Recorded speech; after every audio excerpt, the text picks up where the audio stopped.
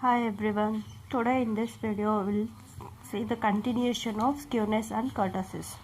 So in the last video we have studied the skewness. So in this video we'll start from kurtosis. So kurtosis, it's a statistical measure used to describe the degree to which scores cluster in the tails or the peak of frequency distribution. So in simple you can understand this by it is just a peak of a frequency distribution. Okay. So the peak, as you all can see the peaks only in the graphs. Okay. So there are three types of kurtosis. The first one is mesokurtic, leptokurtic and platykurtic. So let us see one by one. What is mesokurtic? A normal curve which is symmetrical and bell shaped. So here from the graph you can see that the middle one. So it's a normal curve. It's like a bell shape. It's like a bell shape. So such curve is known as mesokurtic. And then what is leptokurtic? If a curve is relatively more narrow and peaked at the top. If a curve is relatively more narrow and peaked at the top is called leptokurtic. So here the first curve, it's a narrow and it is peaked at the top. Okay, such type of curve is known as leptokurtic. Then the last is the platykurtic. Platy is nothing but the flat. Okay, if the frequency curve is more flat than the normal curve is called platykurtic. So here the curve C represents the platykurtic. Okay, so they may ask the definition and types, that's all, not much important in this. Then the next topic is correlation. So what is correlation? Correlations means, according to W.I. King, correlations means that between two series or group of data there exists some causal connection, or else there exists some relation between two set of data. That relation is nothing but correlation. Okay, so according to L.R. Conner, it is if two or more quantities vary in sympathy so that movements in one tend to be accompanied by corresponding movements in the others, then they are said to be correlated. So this is nothing but if there are two quantities, say A and B, as any change in A will be reflected a change in B. It may be if A increases, B may either increase or it may decrease. That is what here it is. Okay, now let us see the example. So now the relationship between height and weights of certain group of persons. So if you take a group of persons between the age 20 to 25, so their heights and weights may vary. Okay, and then the price and demand of a commodity. Sometimes the price will be high, even the demand for that commodity will be high. Okay, then yield and rainfall. As the rainfall, sometimes it is directly related or indirectly related. Say for example, when the rainfall is more, then the yield will be, it will be destroyed, right? If the rainfall is more, then we can't get more yield. If the rainfall is normal, how much it is required, then we'll get a good yield. That's how it is. Next we'll see the types of correlation. So there are three important types of correlation. The first one is positive or negative, and the second one is simple and multiple. The third is linear and non-linear. So first, what is positive or negative correlation? So positive correlation means if we consider two variables, say x and y, so it deviates in the same direction. That is nothing but as x increases, y also increases. As x decreases, y also decreases. That is how it is. That means x is directly dependent on y or y is directly dependent on x. So I repeat, if the two variables x and y deviate in the same direction, then it is a positive correlation. For example, here it is, as x increases, y increases. Example is height and weight. As the height increases, weight also increases. And the rainfall and yield. This is under the condition that normal rainfall, okay, are positively correlated. So in your statistics, using the data, how do you say that? See, here you have two variables x and y. You can see the values for x, 8, 10, 12, 15, it is increasing. So the corresponding y values is also in an increasing order. So that is a positive correlation. Negative correlation means the reverse of that. If we consider two variables x and y, it deviate in opposite direction. That means as increase in x, there will be a decrease in y. If x decreases, y increases. It's a reverse order. Okay. that is a negative correlation. For example, increase in price of a commodity and the decrease in its demand is negative. Or else we can also say that if we consider three variables, okay, demand is negative. Okay, if we consider price and supply, for example, there is more demand for a commodity and even its price is high, but there is less supply. Okay, there is a negative correlation. So the data you can see here, xy is here, x is decreasing but y is increasing. So this represents the negative correlation. Then the next type of correlation is simple and multiple correlation. When only two variables are studied, the relationship is described as simple correlation. Okay, only two variables. If you are studying only about two variables, such correlation is known as simple correlation. Example, volume and pressure. When more than two variables are studied simultaneously, then it is described as multiple correlation. For example, price, demand and supply of commodity. The next type of correlation is linear and non-linear correlation. If the ratio of change between two variables is uniform, then there will be a linear correlation between them. Okay, I'll explain you this with an example. Here you have a data xy. The x data has 4, 8, 12, 16, 20 and y data is 3, 6, 9, 12, 15. So the ratio of this 4 by 3 is 4 by 3 itself. So 8 by 6. So here again you will get 2 3s are 2 4s are. So again 4 by 3 is the ratio. Then here 12 by 9. So again here 3 4s are 12, 3 3s are 9. So again the ratio is 4 by 3. For 16 by 12, 4 4s are 16, 4 3s are 12. Again 4 by 3. Again for this 4 5s are 20, 5 4s are 20, 5 3s are 15. So for all these values the ratio is constant. It is the same. That is 4 by 3. So when you plot these values in a graph, you will get a straight line. Okay, so that this type of relation is known as linear correlation. Okay, then non-linear correlation means if the ratio between two variables is not uniform. The only difference is here for linear it is uniform, but for non-linear it is not uniform. Such type of relation is known as non-linear correlation, or also it is called as curvilinear. Okay, next, for example, if the amount of rainfall is doubled, that is if you get more rain which is not required, okay, or if you get excess of rainfall, then the production of wheat or rice would not be necessarily doubled, because sometimes it may result in the floods or over rainfall, so that the yield, the crops will get destroyed. So that time what happens, the yield is not doubled. This is the non-linear correlation.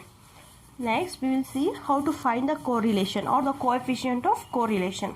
The first method is Karl Pearson's coefficient of correlation. Okay, this method is widely used and is known as Pearson's correlation.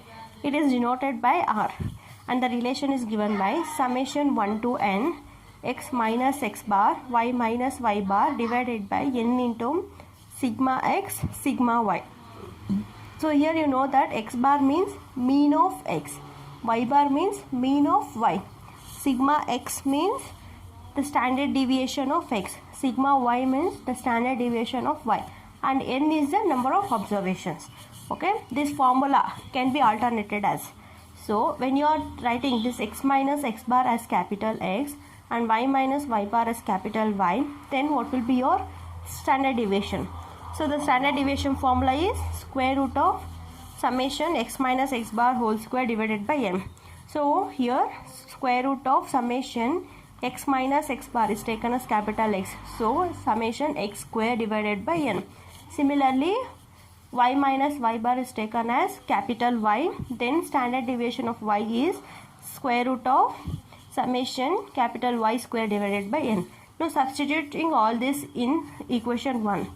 Or you can just find sigma x and sigma y.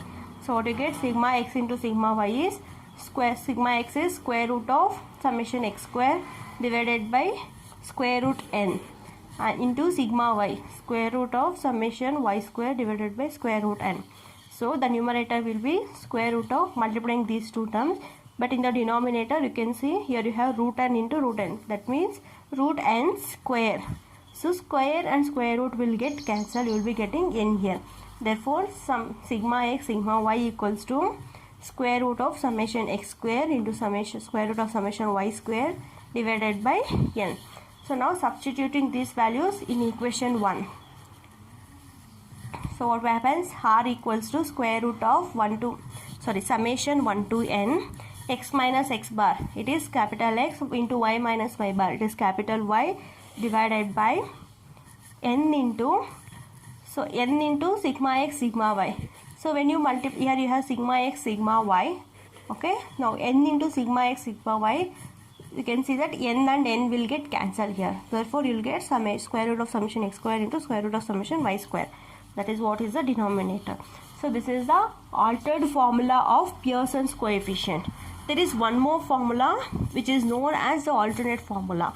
If in exams, if they ask you to find the Pearson's coefficient or coefficient of correlation, either you can use this or this.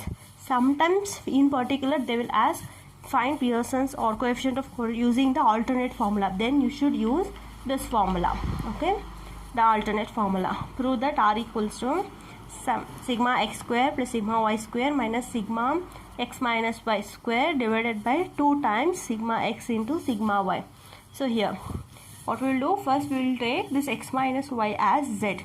Okay, now taking summation on both sides, that is summation z divided by n equals to, taking summation for this, summation x by n minus summation y by m. Then let us find mean. So z bar equals to x bar minus y bar. This is the mean for z. Now what is x bar? How do you find mean? It is summation x divided by n, sum of all the variables, all the values divided by number of observations. Then what will be a y bar? Y bar is summation y divided by n. Okay, so now consider z minus z bar. What is z? Z is x minus y minus z bar. Z bar is x bar minus y bar. Now squaring on both sides, because squaring on both sides and taking summation and dividing throughout by n. See what we will get. First, squaring on both sides. Z minus z bar whole square equals to x minus y minus x bar minus y bar whole square. Here it is. And taking summation. So taking summation on both sides and dividing by n. Dividing by n on both sides. Okay. Now the LHS is same here. But what happened to RHS?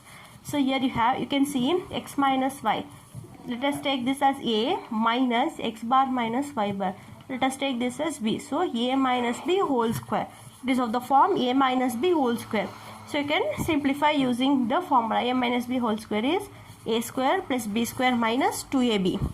So now, that's what here it is simplified. A square summation x minus x bar square.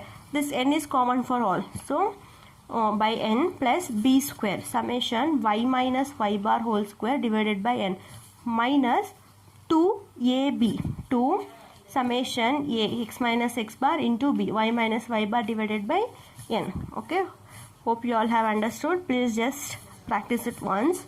Then now you can see what is our LHS? Z minus z bar whole square divided by n. What it is? It is nothing but the standard deviation of z.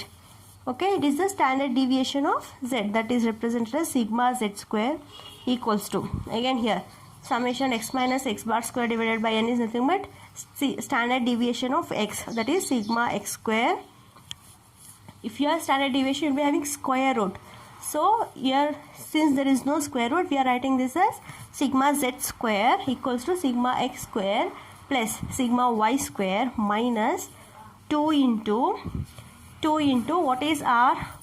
So from this you can see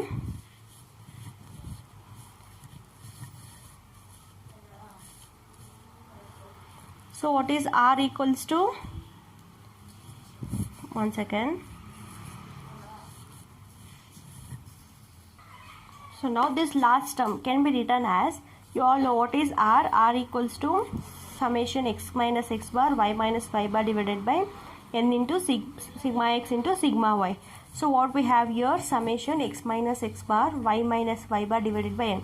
We have this term, the numerator divided by n. So then what is this equals to? R into taking this sigma x sigma y to the other side, we get this whole term, this term as n r sigma x sigma y. That's what, sorry, not n, r into sigma x sigma y. That is what we have written here. 2 times r sigma x sigma y. Okay. Then what is z equals to? X minus y equals to sigma x square plus sigma y square minus 2r sigma x sigma y. Now we need to find r, right? The coefficient of correlation is denoted by r. So now we need to find r. Simplify from this for r. So keep it, take this to the other side, take this whole term 2r sigma x sigma y to the other side, and take this sigma x minus y square to the other side. So then you get, and then so that you get 2r sigma x sigma y equals to sigma x square plus sigma y square minus sigma x minus y whole square. Now taking this 2 sigma x sigma y to the denominator, that gives you r equals to sigma x square plus sigma y square minus sigma x minus y square divided by 2 sigma x into sigma y. So this is the alternate formula for coefficient of correlation. And always remember that this r value lies between +1 and -1. It never go beyond this value. Okay. So when you are solving the problems, if you get your r value between this plus and -1, then your answer is correct. If you go beyond this, if you get beyond this value, then you have done some mistakes, so that your answer will be wrong. So in the next video, we will see the rank correlation and then a few problems based on the correlation. Thank you.